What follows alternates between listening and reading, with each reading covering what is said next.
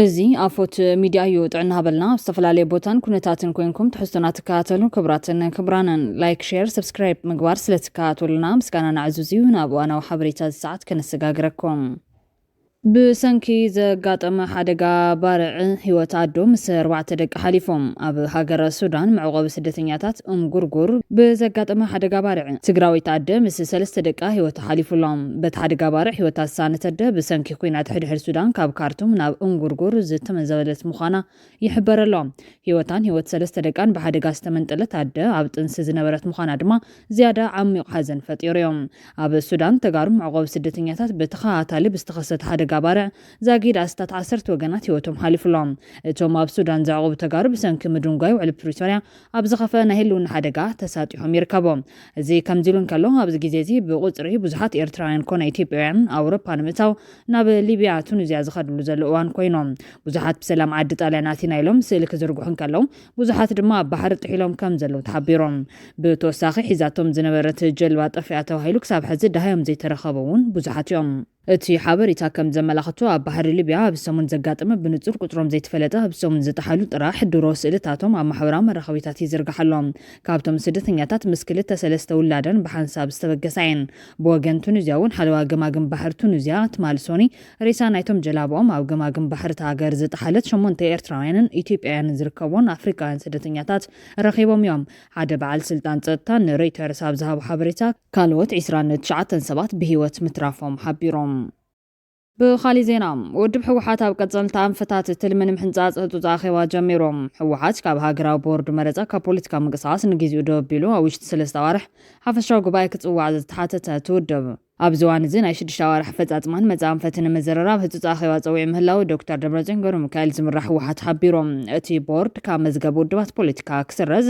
ሒደት መዓልትታት ጥራሕ ተሪፍዎ ብዘሎም ኣብዚ ሕዚ እዋን እቲ ቦርድ ሒደት መዓልትታት ጥራሕ ተሪፍዎ ኣብ ዘሎ ኣብዚ ሕዚ እዋን እቲ ቦርድ ቅድሚ ሕዚ ሕወሓት ሓፈሻዊ ጉባኤ እንተዘይካይዶም ዝሃቦ ፍሉይ ፍቓድ ከም ዝስርዞ ኣጠንቂቖም ምባር ይፍለጥ እዮም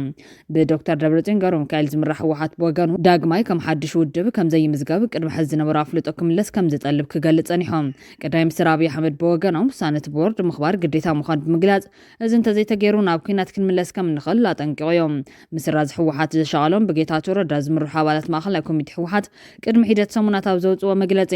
ምስቲ ዝካሰስዎ ዘሎ ክፋል ሕወሓት ሓቢሮም ጉባኤ ከካይዱ ከም ዝደልዩ ገሊፆም እኳ እንተነበሩ ዝረኸብዎ ኣዎንታዊ መልሲ ከም ዘየለ ይገልጾም ስለዝኾነ ድማ ይብል እቲ ምንጭና ሕጋውነት ሕወሓት ስለዘብቅዕ ዕላማ ሕወሓት ከንዕውተሉ ዘኽእለና ሓድሽ ውዳበ ክንምስርት ተገዲድና ኣለና ብምባል ሕገ ደንብን ፕሮግራማትን እቲ ክምስርትዎ ዝሓስቦ ዘለዉ ትግራይ ሊበራል ዲሞክራቲክ ፓርቲ ኣጻፊፎም ናይ ድጋፍ ፌርማ ምትእኻብ ከም ዘለዎ ንቢቢሲ ተዛሪቦም እንተኾነ ግን እቲ ረቑሒታት ዛጊድ ስለዘይተማልአ ንሃገራዊ ቦርድ መረጻ ኢትዮጵያ ዘረብዎ ዕላው ሕቶ የለን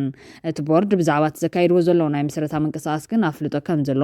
ወሲኹ የብርህ እቲ ኣብ መስርሕ ምስረታ ዝርከብ ውድብ ክልላዊ ኮይኑ ኣብ ትግራይ ዝንቀሳቐስ እዮም ካብ ሃገራዊ ቦርድ መረጻ ኢትዮጵያ መጀመርታ ጉንበት ፖለቲካዊ ምንቅስቓስ ንምክያድ ዘኽእሎ ቅድሚ ኣፍልጦ ክረክብ ትጽቢት ኣሎ ንትግራይ ሊበራል ዲሞክራቲክ ፓርቲ ዝምስርቱ ዘለዉ ፖለቲከኛታት ካብ ፕረዚደንት ግዝያዊ ምሕዳር ትግራይ ነበር ክሳብ ኣባል ፖሊስ ቢሮ ሕወሓት ኮይኑ ዝመርሕ ዝነበረ ኣብ ዝዋን ድማ ዋና ፈጻሚ ስራሕ ትካል እግሪ ምትካል ትግራይ ትእምት ኣይተበየነ መክሩ ከም ዝርከብዎ ሓበሬታ ነፂሩሎም እቲ ሕጋዊ ኣፍልጦ ንምርካብ ዝንቀሳቐስ ዘሎ ሰልፊ ብሌተናል ጀነራል ታደሰ ወረደ ዝምራሕ ዘሎ ግዝያዊ ምሕዳር ትግራይ ናይ 1 ዓመት ዕድመ ዘለዎ ስለዝኾነ ሕጋዊ ክልላዊ መንግስቲ ንምቋም ኣብ ዝካየድ መረጻ ዕላማታቱን መደባቱን ንህዝቢ ትግራይ ኣለልዩ ንክምረጽ ከም ዝሰርሕ ሓደ ካብ ቀንዲ አንቀሳቐስቲ ትውድብ ዝኾነ ምንጭና ሓቢሩሎም ትግራይ ኣብ ክልል ፌደሬሽን ኢትዮጵያ ኮይና ነጻነታ ዝሓለት ክልላዊት መንግስቲ ክትከውን ከም ዝሰርሕን ካብ ሃገራዊ ቦርድ መረጻ ኢትዮጵያ ሕጋዊ ኣፍልጦ ምስ ረኸበ ግን ካብ ሃፋትም ነጋዳይ ክሳብ ሸቃላይን ምሁር ክፍልን ክጽምበርዎ ከም ዝኽእሉ ይገልጽ ካብቶም ቀንዲ መስረቲ እዚ ውዳበ ዝኾኑ ኣይተ ጌታቸው ረዳ ፕሮፌሰር ክንደያ ገብረ ህይወትን ቅድሚ ሒደት ሰሙናት ብቀዳማይ ሚኒስትር ኣብይ ኣሕመድ ናይ ሚኒስተር ዴታን ስልጣን ከም ዝተዋሃቦም ይዝካርዮም ቢቢሲ እዚ ዝምስረት ዘሎ ሓድሽ ውድብ ምስ ብልጽግና ዘራኸቦ ነገር እንተሎ ነቲ ላዕለዋይ ሓላፊ ዝሓተቱ ኮይኖም ትግራይ ሊበራል ዲሞክራቲክ ፓርቲ ምስ ብልጽግና ከም ኩሎም ኣብቲ ሃገር ዝንቀሳቐሱ ውድባት ፖለቲካ ተሓባቢሩ ክሰርሕ ዝኽእል እምበር ዋላ ሓንቲ ዘራኽብ የብሉን ኢሎም ኣብ 1967 ኣቆጻጽራ ገዝ ኣብ ደደቢት ዝተመስረተ ሕወሓት ድሕሪ ኩናት ትግራይ ኣብ መሪሕነቱ ብዘጋጠመ ቅልውላው ኣብ ክልተ ተመቒሉ ነንባዕሉ ክካሰስ ጸኒሑ እዮም ብዶክተር ደብረጽዮን ገብረሚካኤል ዝምራሕ ሕወሓት ኣብ ዝሓለፈ ነሐሰ ጉባኤ ኣካይዱ እኳ እንተነበረ ሃገራዊ ቦርድ መረፃ ኢትዮጵያ ግን ስለዘይተቐበሎ ክደግሞ ተሓቲቱ እዮም። ሕወሓት ግን ከም ብሓድሽ ኣይምዝገበን ብዝብል ነፂግዎ እዮም። እቲ ቦርድ ናፍልጡ ሕወሓት ዝኸልእ እንተኾይኑ ግን ሳዕበይኑ ከቢድ ዝብል ምላሽ ምሃቡ ይዝከር። እዚ ከምዚ ኢሉ እንከሎ ርክባት ህዝቢ ትግራይን ኤርትራን ክጠናኸር ውድብ ዓሲምባ ተሓሳሲቦም ዲሞክራሲያዊ ፓርቲ ዓዴፓ ዝተዋሃበ እዋናዊ መግለፂ ከም ዘመላኽቶም ዓሲምባ ዲሞክራሲያዊ ፓርቲ መሰረቱ ህዝቢ ትግራይ ገይሮም ናይ ህዝብና ፖለቲካዊ ማሕበራውን ቁጠባውን ፀገማት ንምቕራፍ እናተቃለሰ ዝመፀ ፖለቲካዊ ውድብ ከም ዝኾነ ዘዘኻኽር ኮይኖም ድሕሪ ፅንተት ኣወራር እውን ንውዕል ሰላም ፕሪቶርያ ሽኻል መራኸቢ መንግስቲ ፌደራልን ክልልናን ምዃኑ ኣሚኑ ህዝብና ዓድናን ሰላሙ ከውሕስ ካብ ዝበፅሖ ኩሉ መድያዊ ስምብራት ኩናት ክድሕን ዝከኣለ ኩሉ ከም ዝፈፀመ ኣዘኻኺሮም። ይኹን እምበር ኢሉት መግለፂ ብመሰረት ዝተፈፀመ ስምዕ ውዕል ፕሪቶርያ ክፍፀም ብዘይምኻሉ እቲ ንቃለሰሉ ኢና ንብሎ ብሚልዮን ዝቑፀር ህዝብና 4 ሓጋይ ክረምትን ኣብ ፀሓይን ዝናብን ሓሊፉ ብሕማምን ጥሜትን ሕዚ እውን እናፀነተ ይርከብ። ሎሚ ዘበን ክረምቲ ኣብ ኬንዳ ኮይኑ ተሕሊፍዎ ንዝኸፈ ሓደጋ ከም ዝቃልዕ እሙን እዮም። ውድብና ዓሲምባ ዲሞክራሲያዊ ፓርቲ ድማ ውዕል ፕሪቶርያ ናይ ምፍፃም ዕድል ዝመንመነ ምዃኑ ካብ ዝሓለፉ ዓመታት ተገንዚቡ ካሊእ ኣማራፂ ምንዳይ ይሓይሽ ዝብል እምነት ከም ዝሓዛ ገንዚቦም ካብዚ ብምብጋስ ዓበይቲ ዓድን ፅዕንቶ ፈጠርትን ውልቀ ሰባት ብምትሕባር ምስ ዝመልከቶም ኣካላትን ትካላትን ብምልዛብ ተመዛበልቲ ወገናትና ናብ መረበቶም ምስ ሙሉ ናይ ፀጥታን ምሕደራን ኣካላት ክመለሱ ኣበርቲዑ ክሰርሕ ከም ዝወሰነ ኣፍሊጦም። ብመሰረት እዚ ቀዳማይ መንግስቲ ኤርትራ ንዝምድናታት ህዝብታት ኤርትራን ትግራይን ተገዲሱ ብምኽንያት ዝነበረ ኩናት ዝተመዛበለ ህዝብና ናብቲ ቅድሚ ውግእ 2013 ዓ.ም ዝነበረ ቦታ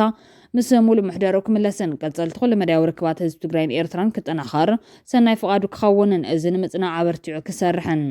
ካልኣይ መንግስትን ህዝብን ክልል ኣምሓራ ካብ ኩናት ዝርከብ መኽሰብ ዘየለ ምዃኑ ተገንዚቦም ንሰናይ ዝምድናታት ህዝቢ ኣምሓራን ትግራይን ፍሉይ ጠመተ ሂቦም ብምኽንያት ኩናት 2013 ዓ.ም ሒዞምዎም ካብ ዘለው ብሕገ መንግስቲ ኢትዮጵያ ካብ ዝፍለጡ ግዛታት ትግራይ ብሰናይ ፍቓዶም ክለቁን ፃዊዒት ኣቕሪቦም ውድብ ዓሲምባ መዝገበ ውድባት የለን ክብል ቦርድ መረፃ ኢትዮጵያ ዘፍለጠ ኮይኖም ቦርድ መረፃ ኢትዮጵያ ብ14 ሚያዝያ 2017 ዓ.ም ኣብ ዘውፅኦ መግለፂ ዓሲምባ ዲሞክራሲያዊ ፓርቲ ምንም ዓይነት ሕጋ ኣፍልጦ ከም ዘይብሉን ህዝቢ ትግራይ ንባዕሉ ከይጭብርበር ጥንቃቐ ክገብር ተሓሳሲቡ እዮም። ዓሲምባ ውድብ ብወገኑ ኣብ ድሕሪ ገጽ ፌስቡክ ኣብ ዘውፅኦ ሓበሬታ መረፃ ቦርድ ኢትዮጵያ ለጢፎ ዘሎ ንውድብና ዘይውክል ሓበሬታ ከም ውድብ ኣይንፈልጦን ዝበፅሐና ደብዳቤ እውን የለን ኢሎም ፍጹም ካብ ሓደ ሃገራዊ ዲሞክራሲ ንቅድሚት ክወስድ ካብ ዝተጣየሸ ሃገራዊ ትካል ዘይተጽበዮ ዝተዛበዐ ሓበሬታ እዩ። ክሳብ ሕዚ ቦርድ ብዝሃበና ፍቓድን ኣንፈትን ሒዝና ኢና ንንቀሳቀስ ዘለና እዚኦም ኣየማልኣኹም እንተባሂሉ ዝተጻሓፈና ደብዳቤ እውን የለን። ቅድሚ 2 ሰሙን ግን ካብ ሃገራዊ ድሕነት ኢትዮጵያን ሰራዊት ትግራይን ሕወሓትን ብምድጋፍ ኣቋርጹ ብዝብል ብተደጋጋሚ ብስልኪ ይድወለልና ነይሩ ግን ካብ ሓቂ ዝረሓቐ ጠቐነ ስለዝኾነ ኣይተቐበልናዮን ንሕና ንቲዲኤፍ ኢና ደገፍና ምክንያቱ ድማ ንሕና ነካይዶ ቃልሲ ንዝተወሰነ ጉጅለ ወይ ሰባት ንምሕጓስ ዘይኮነስ ቀንዲ ትኹረትና ህልውና ድሕነትን ረብሓን ህዝቢ ትግራይ ብምግባር ኢና ንቃለስ ምባሉ ይዝከር እዩ። ኣፎት ሚድያ ንሰዓት እዚ ናብ ዘዋደዶ ካሊእ ሓበሬታ ተሰጋጌርና ስርዓት ግደፍ ንሰራዊት ትግራይ ምጽዋዕ ወደብ ክትፈቅድ ያ ዝብል ሓበሬታ ስዒቦም ንተጋሩ ካሊእ ናይ ጥፋት መርበቢ ዝርግሕ ምህላው ዘመላኽት ምዃኑ ተሓቢሮም